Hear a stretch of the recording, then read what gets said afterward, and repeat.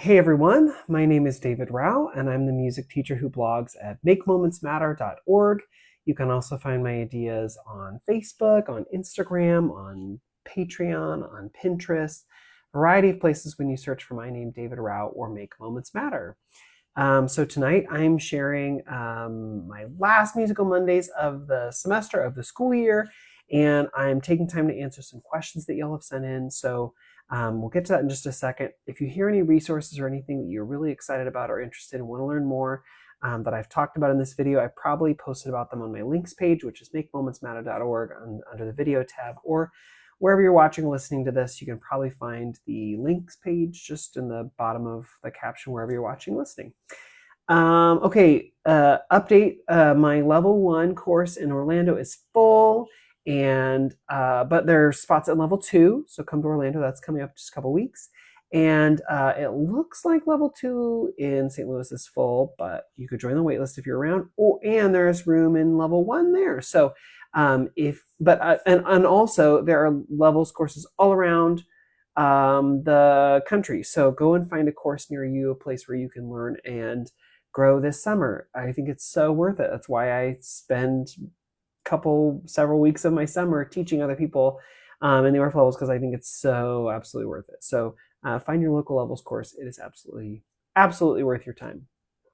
Okay, so tonight a bunch of people sent in questions, so I'm picking out the ones that popped up like maybe more than once or a couple times. I'm trying to answer as many as I can. And so let's just dive right in. The first one is a great question because like near and dear to my heart. Let's see. Someone said, why use puppets? Do you have multiple puppets that assist with different activities, lessons, concepts? How do you introduce a puppet? Okay, why use puppets? Because they're amazing. Because puppets can do a lot of things that you can't do yourself. Puppets, for example, kids just are excited about, entranced by. They act like it's like a stuffy come to life. They think it's like a different fun character, personality. And so puppets sort of break down some barriers for kids. Like there are kids who will talk to a puppet, sing to a puppet, but maybe won't sing to me, which is always kind of like, child, do you not see me holding this thing? But for kids, it just like lowers that barrier, that affective filter that like causes them stress sometimes. So like I will give kids little puppets or Beanie Babies or things, and they'll sing to them, they'll play with them, they'll act out with them. Sometimes, when I say like, can you act like a whatever? No, but if they're holding the puppet, then yes. So it's just like there are things that make the puppet a really great teaching aid. And so I love using it for that reason. Also, the puppet can be like the great teaching partner that I have always wanted. Like if kids aren't asking a certain question or kids don't lead us down a certain path, the puppet can sometimes ask a question or lead us down a path that is really, really helpful. So puppets they're fun. They add another flavor to the classroom. They add another avenue for exploring and trying. And so I think puppets are just a really great addition to any classroom. What would I start with? I try and suggest that you get like all-purpose puppets. It's fun to have very specific ones. And now that I've had puppets for quite a while, I do have some very specific ones, like very unique characters, very unique, just like animals and creatures and stuff. But I think that you should start with just all-purpose puppets. A puppet that would be great for adventures to the mountains or to the forest or to the wild. So like maybe something like a rabbit or a raccoon or something like that could be maybe neighborhood related, but also like take us to the forest, take us to a mountain, take us to whatever. You could do like a bear, you could do something like that. But I think a rabbit is a great start because it can be domestic or not. It can be near your house in the suburbs. It can be in the city. It can be on the mountain. It can be wherever. And kids generally don't find rabbits to be scary, as they might like a bear or an owl or a hawk or something. So I would do that. Maybe something that can swim, so a fish or an octopus or a whale, something like that, something that can take you down into the water. But probably a fish would be great because if you're going to do like a lake song, you can't really use like a blue whale, right? So maybe something like that, or a frog, something that can be near the ocean. And then I would say something that can fly. I like owls, but I know some kids do not like owls, do not respond well to owls. So anything else that flies, there are a lot of cool, really fun finger puppets that are like songbirds that would be easy to incorporate too. But puppets just make teaching, especially younger grades, they make things more interesting, more exciting. You can act out stories. You can get in different perspectives. I mean, like the puppet can say like, well, can we add a poem or can we do a thing? Like puppets can inspire different things. So they're fun. If you want to learn more, I have a whole course all about puppets, how to get started, what to do, specific lessons, ideas, all of that. I've linked that on the links page in case you're interested. And you want to learn more about how and why you might use puppets. I've done like sessions at state conventions about puppets. I've done, I could go on and on about puppets. So it's like hard to give you a in-depth answer in just this very short question, but that gives it sort of a start. Okay, the next one. Someone who is part of my Patreon community said, you mentioned on Patreon that you're working on improvising with solfege. I'd love to learn more about that process and how you get kids ready to improvise while singing. I feel comfortable working with instrumental improvisation, but haven't had much vocal success. Okay, the answer is it takes a lot of time. It is easier to do instrumental improvisation because they can physically hit and bounce and whatever on a xylophone, or they can move their fingers on a recorder. It's just easier, and that is true for improvisation, for exploring when you have that physical thing there.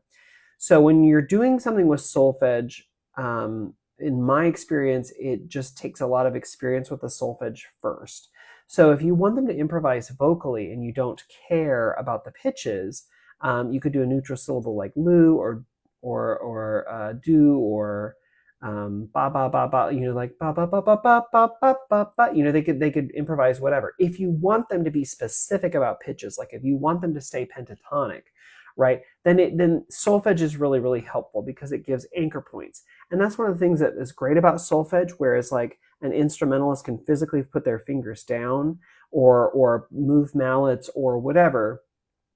To sing, your instrument is your body, and so you can't physically like move your vocal folds in a certain way, right? So like the solfege gives us something tangible for something that is intangible. So you can physically do the hand signs, right? For pitches where your voice doesn't have like, oh, just put this finger down and you get do, put this finger down and you get so. No, it's not like that. But the solfege hand signs give us something tangible for something that is intangible, those sounds we just make with our own body. So that before you ever get to improvisation, a lot of like comfortability with singing the solfege, using hand signs, that all sort of comes first.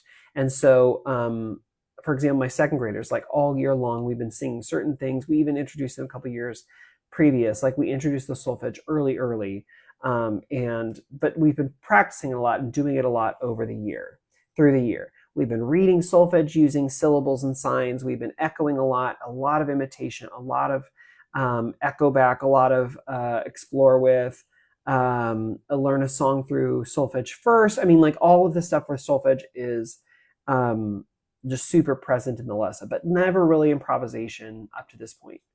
And then we've also looked at solfege a bunch of different ways. They've seen me do the hand signs. They've heard me just sing and have echoed that. We've looked written out where it's just the letters like S, S, M, M, L, L, S, like so, la, mi, with a limited pitch set, just like that, where they have to follow along just using letters or iconic notation or notation on a staff. Like we've experienced it a lot of different ways. One way that we've done quite a bit is a pitch stack. This is like rudimentary, just me drawing on a piece of computer paper, but is an example of just the pitches stacked up. So you see do, re, mi, so, la, so, mi, re, do. And this is nice because again, it's placing the pitches where they would go as far as like low to high, right? It puts them in order. I left a gap for fa because I know fa is eventually going to show up, but it's not there yet. And so I could lead imitation just with this. Do, do, do, mi, so, so, so, bum, bum, bum, bum, bum, bum. so, la, so, bum, bum, bum, bum, bum. And sometimes when I'm singing and I want them to echo, I will point on the pitch stack as I'm singing it and then point what they need to sing back. And we do a lot of patterns, a lot of exploration. And so I might end up saying something like, you know what, I'm going to do a longer pattern. It's going to sound like this. So, me, so, me, re, do. Or I might do so, me, so, la, so, me. Or so, me, so, me, me, re, do. And I would limit it to just a few different pitches, probably so, la, mi, re, and do, because that's where my second graders would be. And I would say, great, now we're going to do something where I get to do the first pattern. And when it's kind of like a question answer, like I'll do the two measures. So, me, re, do. And the next one will be so, me, so, me, la, so. So, me, so, me, re, me. And I'll say, do you hear, is there always one part the same and one part different? And they'll go, yeah, the so, me, you always start with that. Okay, but the ending is, the tail is always different. So, me, re, do, do. So, me, do, re, me. So, me, me, la, so. Whatever. So I play around where like the first half is always the same, the second half is different. The first half is always the same, the second half is different. And then I'll say, okay, now we're all going to do the first half the same together, and then you get to choose for the second half. You can use any of these pitches, and it's again the pitch stack. It's so, la, mi, re, do. Any of these, but you get to do the second half. You've heard a lot of examples. You could do any of the examples that I've done, but you get to choose the second half. And so it's just like one little tiny bit of improvisation where they get to make some choices. Of course, it's a limited, scope. There's only one measure that they can do, and there are only a few pitches they can do. But giving them lots and lots of examples, having them imitate a ton of times, then giving them the opportunity to make a choice, they already have now, because they've imitated a lot of that, they have the idea of the intervals. I feel like if you just say like, improvise whatever you want with the solfege, they'll be like, do, mi, so, la. Like they don't always associate the pitch name with the pitch. So if you want them to use a solfege and you want them to be specific, then it's great to have lots of examples to get those sounds in their head before they ever improvise. And then just have them do just like half of it. You give them the first half, they do the second half. And then eventually give over more and more choice to them so that they're able to explore and try and then take on more. And then you just give them more over time. But like starting out with a pattern, like here's this, or you could even write out, here's the first piece, and here's one possible option, here's another possible option, here's a third possible option, sing through each one, and then say, you just choose which of the three you want. It slowly is giving them choice, even if it's not saying like, do whatever you want. It slowly gives them one thing and then another option, until you can then hand over and say, here are my options for you, or you could choose your own. It slowly gives them one more option, until you give over even more control. But I always start with a reminder when I'm talking about improvisation, that improvisation is not just do whatever you want. I mean, it could be, but I think good improvisation, especially for younger students, is here's your scaffold. Here are your options. You can use these pitches. Here's an idea about rhythms. Here's how long it needs to be. But it's not just like go forever, do whatever you want. It's do what you want within these guidelines. So for me, for solfege, it would be after a lot of exploration, after a lot of trying out the solfege over time, after a lot of comfort with it, then take this one thing and then make a choice. Or here's a couple options, choose one of these options. Or, it's not just like sing anything you want. I mean, it could be, but it's more of a gradual release over time. Okay, I hope that gives you a few ideas about solfege. Okay, one more question. Someone said, what's your process for reviewing or refining your lesson plans for the upcoming school year? As a first-year teacher, I would love to know if you have any tips or experiences that could help with this. Okay, I remember when I was a first-year teacher, and it was a hot mess. And I don't do many of the lessons. I don't think I do any of the lessons I did in my first year teaching. Maybe a couple. I don't know. I think refining and getting better is a long-term goal. And I remember, well, even now, when I go through my lessons, I write out what I think I'm going to teach, right? And then sometimes it's like that timing didn't work, or that specific processing out didn't work. I needed to make it a different way, or the kids didn't react to certain things. So as I'm teaching through the year, I will go back to lesson plans and cross things out, rewrite what actually happened or what worked better, or I tried it this way and this other extension worked better. So like through the year, I am updating and adapting the lesson plans that like I wrote, right? So that when I come back to them next year, because next year when I teach again, I'm going to pull the lessons from this year and go, did that work? How did it work? And then I use the revised version, not the version that I like write down and think like, yeah, this is going to work. But like, so over time, adapting throughout the year, and then like annotating and amending my lesson plans through the year as I go. And then also, I go to a lot of workshops. I go to a lot of trainings and things where I get ideas from other people. I save all of that. I tab my favorite things. I highlight my favorite things, and then I try them out. And sometimes as I'm planning for the following year, I'll say like, okay, I could do this concept this way, or could do it this way. I like this one. I want to try it instead. And so I'll swap things out or change things out. But as I'm looking at my lesson plans coming into them, I like to go back to that bank of options and say like, here's this thing that worked really well. Here's this idea I loved at a workshop I want to try. Here, I finally bought that book. And so as I'm planning my lessons, then I just make those substitutions or changes.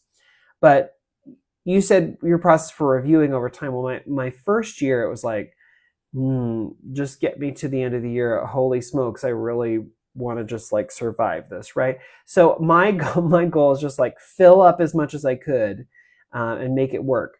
And I remember those first couple of years of teaching, I thought like, I need more lessons. I'm running out of ideas. Now I'm at the point where I'm like, I can't teach all this. There's too much. There are too many things I want to teach and not enough time. And part of that is gaining more ideas and lessons over time. Part of it is figuring out how to slow or change my content, like my timeline. But there are a lot of factors into that. So I think over time, just building up your lesson inventory, building up things that you can do. Like my process totally changed when I took ORF levels, because then I got, well, like if you leave ORF level 1, you leave with like a huge binder of just like all of this stuff, all these lessons that you can like then go and try. So that like bulked out. So it changed so much of what I taught the following year, because I knew the process worked pretty well, and I knew that like I had all these great ideas to expound upon.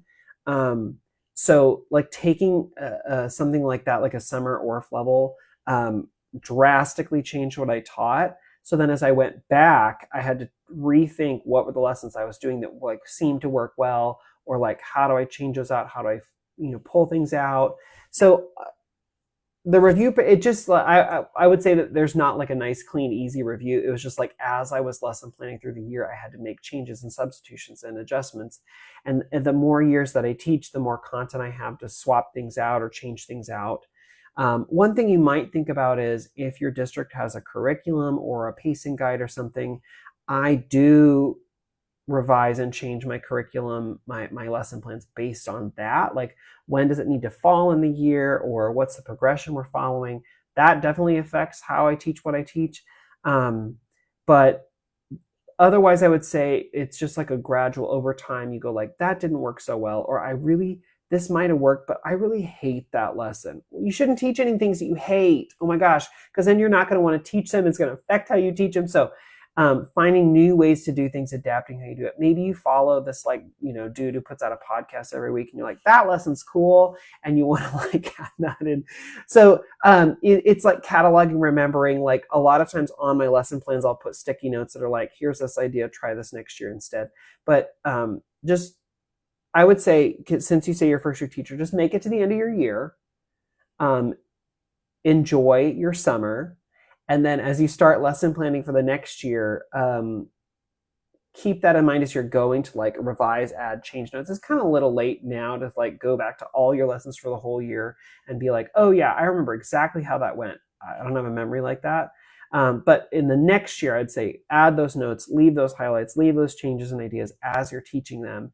And then as you're getting new content from workshops and from lessons and from your state convention, or when you come to National AOSA conference, pull all those things and think like, how can I change and add things as I go through the year? Okay, that answers quite a few people's questions, or like I kind of melded a couple things together. So I hope that gets a lot. If you have more questions, send me emails. My email is makemomentsmatter@gmail.com. Come follow me on Patreon. I'm still adding new lessons, and I will continue adding new lessons as we go. So you constantly have more things that you can teach and try and consider as you teach kids every day. But this was my last Musical Mondays for the year. I hope that you had a great time coming along with me this year. I'm going to be teaching a lot this summer, so I'll have updates on social media and stuff. But I hope you'll come and join me next year for more Musical Mondays. And until then, come find me on social media, send me an email, and we can connect that way. But thanks so much for coming along for the ride this year, and I will see you the next time we have one of these Musical Monday adventures next semester. All right, bye everyone.